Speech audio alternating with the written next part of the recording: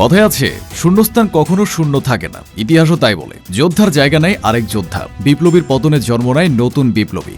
শরীফ ওসমান হাদির পর যে শূন্যতা তৈরি হয়েছিল, আজ নাসিরউদ্দিন পাটোয়ারির দিকে তাকালে মনে হয় সেই শূন্যতা আর নেই।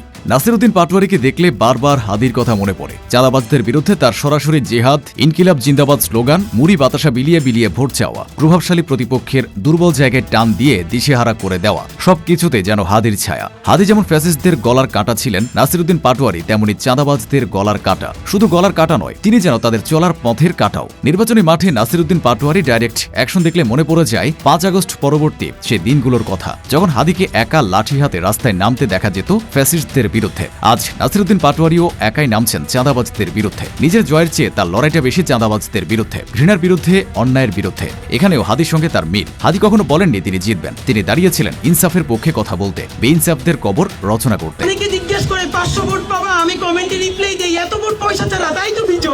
নাসিরউদ্দিন পাটোয়ারির পথও সহজ নয়। হাদির পথে ছিল ফ্যাসিস্ট, পাটোয়ারির পথে শুধুই চাঁদাবাজ। কোথাও বিএনপির হেভিওয়েট প্রার্থীর সমর্থকরা তেড়ে আসে, কোথাও কটু কথা, কোথাও তা ছিল। কিন্তু পাটোয়ারি থামেন না, ক্ষোভ তাকে সরাতে পারে না, বরং ক্ষোভকে অস্ত্র বানিয়ে ঠিক জায়গায় ট্রিগার টানেন। মির্জা আব্বাস এই নামটা তার মুখে এলেই চাঁদাবাজের অভিযোগে জর্জরিত হয়ে যান বিএনপির এই বর্ষিয়ান নেতা। ঠোঁটকাটা পাটোয়ারির মুখে কোনো লাগাম নেই, সত্য বলতে তার বুক কাঁপে না। হাদি বেঁচে থাকলেও ঠিক এটাই করতেন, কারণ হাদি ছিলেন চাঁদাবাজ, দুর্নীতিবাজদের বিরুদ্ধে জিরো টলারেন্সের প্রতীক। হাদির পর মির্জা আব্বাস ভেবেছিলেন মাঠ পরিষ্কার, আর কেউ নেই, এবার পুরনো প্রভাবই জয় নিশ্চিত। কিন্তু হিসাব মেলেনি। হাদির অভাব মেটাতে যেন তার আসনে পা রাখলেন নাসিরউদ্দিন পাটোয়ারি। ইনসাফের পক্ষে কণ্ঠ আবার জেগে উঠল, আর সেই কণ্ঠের প্রতিটি বাক্য বাণে বিদ্ধ হচ্ছেন বিএনপির এই প্রবীণ নেতা। না পারছেন পাল্টা উত্তর দিতে, না পারছেন সহ্য করতে, শেষমেশ আবল তাবল না বলতে অনুরোধ। এটাই তার সর্বোচ্চ প্রতিরোধ। এদিকে মাঠের বাইরে স্থানীয় ভোটারদের মাঝেও তৈরি হচ্ছে চাঁদাবাজ বিরোধী জনমত। সামাজিক মাধ্যমে ছড়িয়ে পড়া ভিডিওতে দেখা যায় পাটোয়ারির কথা মানুষকে উদ্বুদ্ধ করছে, নতুন নেতৃত্বের প্রতি আশাবাদী করছে। আর এটাই মির্জা আব্বাসের